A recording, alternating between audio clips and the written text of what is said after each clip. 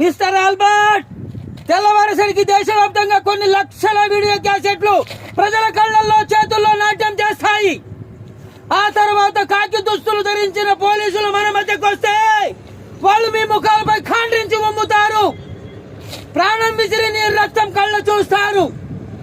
మీ మొహాలకు మసి పూస్తారు.